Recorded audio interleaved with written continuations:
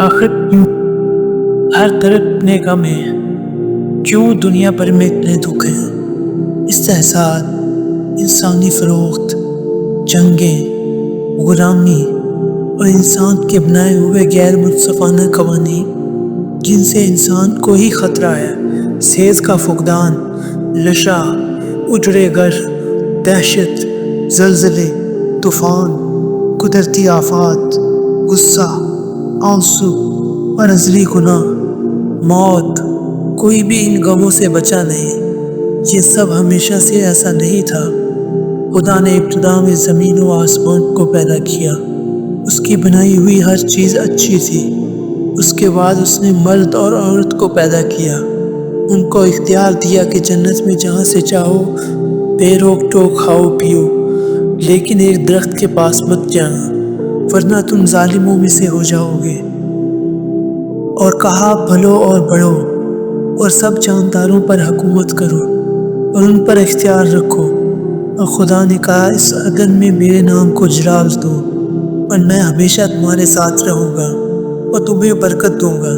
कुछ वक्त तक बाग़ अदन में सब सही रहा, लेकिन इसके बाद आदम और हवा शैतान के गहे में आ गए।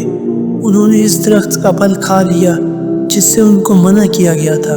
फिर उनको अदन से निकाल दिया गया। फिर आदम ने खुदा से मुआफ़ी मांगी। खुदा ने मुआफ़ किया और आदम को बरकत दी। इसके बाद सदियाँ गुजरती गईं। फिर ऐसा ज़माना आया जिसमें तबाही आ गई। औलाद आदम ने खुदा की इताअत करने से इनकार कर दिया। वो खुदा जो उनको बनाने वाला था उसकी इबादत करना, उसके आगे झुकने से इनकार कर दिया। वो तमाम ताकत के खुद मालिक बनना चाहते थे। खुदा के बगैर वो दुनिया पर हुकूमत करना चाहते थे। वो बागी होते चले गए और ख़ुद को दुनिया का मालिक तस्वर करने लगे और इस तरह दुनिया पर तरक्की का आगाज़ हुआ। इंसान अपने बनाने वाले से बागी हो गया और सरकशी करने लगा। ना वो उस पर भरोसा करते थे, ना वो उसको जानते थे, और वो अपने तसव्वुराती खुदा तख्लीक करने लगे, लकड़ी के और पत्थर के खुदा। ऐसे खुदा जो न बोल सकते थे, न सुन सकते थे, न देख सकते थे। ऐसे खुदा जो साकत थे। और तहरीकी दिन ब दिन बढ़ती चली गई और इंसानों ने अपने जैसे इंसानों पर जुल्म शुरू कर दिया। एक दूसरे को मारने लगे, एक दूसरे को गुलाम बनाने लगे। कौमों ने दूसरी कौमों पर हमला शुरू कर दिया। इंसाफ ज़मीन तले दब गया। दुनिया में लोग गम से रोने लगे, चिल्लाने लगे और सोचने लगे क्या कोई उम्मीद है? सब तारीक हो गया। ये दुनिया खुदा की वो दुनिया नहीं थी। ज़मीन लानसी हो गई। हर जगह कांटे और ऊंट कटारे होने लगे। दुनिया का तवाज़ुन बिगड़ने लगा। खुश्की, इर्द और तूफान, सिलाब, जलजले। दुनिया इस जल्ज़ में तड़पने लगी जो माँ को बच्चा जनते हुए होता है। हर तरफ अंधेरा था, शुरुक थी, नदामत थी, अकेलापन, परेशानी, नाउम्मीद थी, इस बात का डर कि अब कुछ तब्दील नहीं होगा। अंधेरा और मौत हर जगह थी। तब खालिक ने देखा तो उसे मुलाल हुआ। वो इंसान जिसको उसने बतौर अपना खलीफा मोहब्बत से खल्क किया था, और देखा उसके बनाए हुए इंसान ने अपने खालिक की खालिकियत को मिट्टी में मिला दिया और बजाय बदले में मोहब्बत देने के बगावत जारी रखी। मगर खुदा अपने मकसद से पीछे नहीं हटा। उसने ज़मीन पर अपना नाइब चुना जिसको नूह कहते हैं, जिसके ज़रिए इंसानियत को बचाना चाहा। लेकिन इंसानियत अपने आप में मगन खुदा को भूल चुकी थी।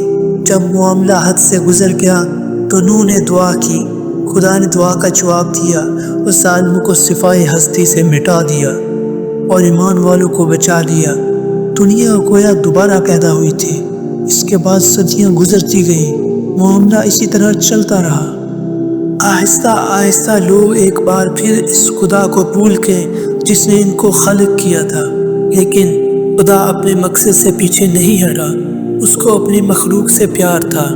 उसने ज़मीन पर एक ऐसा नाइब लाना था जिसके ज़रिए दुनिया को बचाया जा सके और इंसान वापस खुदा की तरफ आ सके।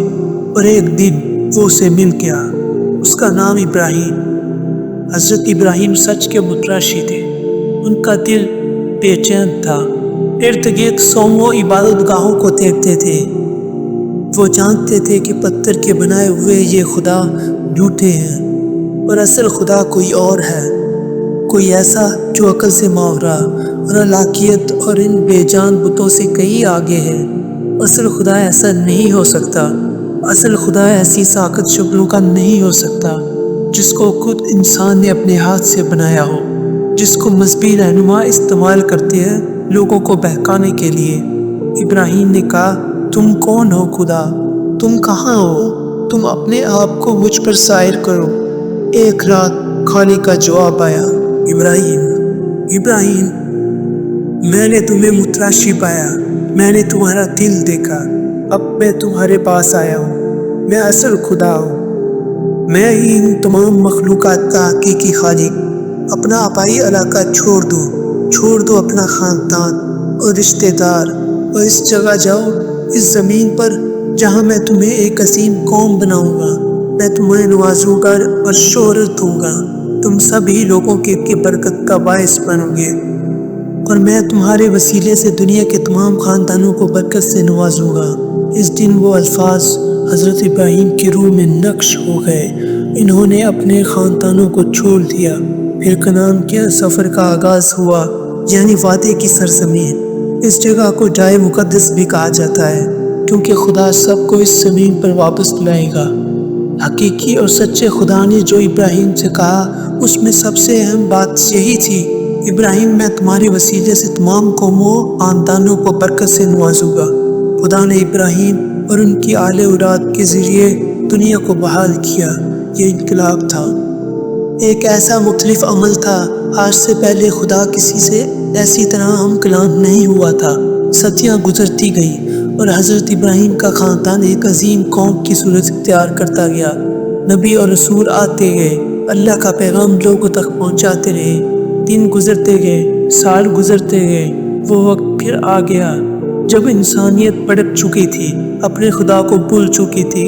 हक गोया मिट चुका था, हर तरफ अंधेरा था। इंसान अपनी बच्चियों को जिंदा दफन कर देते थे। इस अंधेरी दुनिया में एक बार फिर एक ऐसे नायब की ज़रूरत थी जो लोगों को सीधे रास्ते की तरफ वापस लाए, लोगों को अपने खालिक का तारुफ कराए। इस वक्त खातमुन नबिय्यीन हज़रत मोहम्मद पैदा हुए। वक्त गुजरता गया, वो वक्त आम पहुँचा जब अल्लाह की वही मोहम्मद पर नाजिल हुई। उम्मीद की किरण फिर दोबारा फूटी। फिर अल्लाह ने मोहम्मद पर एक किताब नाजिल की जिसको कुरान कहते हैं। अब क़यामत तक अल्लाह का कलाम लोगों में महफूज रहेगा।